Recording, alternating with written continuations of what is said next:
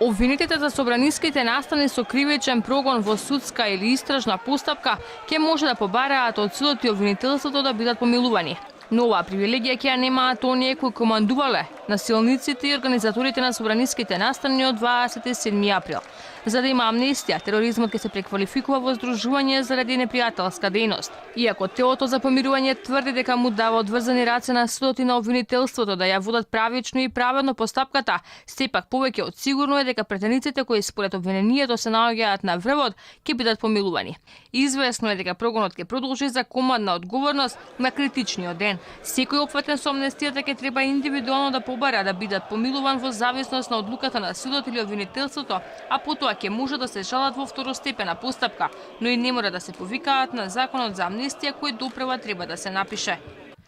Тој што создава заговор, банда, група или друго здружение на лице или организација заради вршење на кривичните дела од членовите 305 до 311, 313, 314, 315, 321 и 322.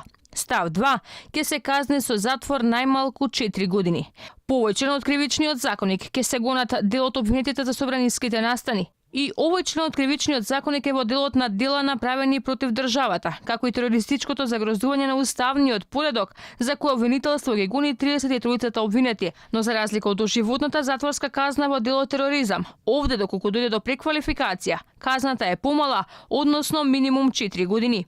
33 обвинети за 27 април во неколку групи ги подели и обвинителката Вилма Русковска, па согласно предлог законот, најверојатно нема да бидат амнестирани вработените во МВР, организаторите и оние кои директно вршеле физичко насилство.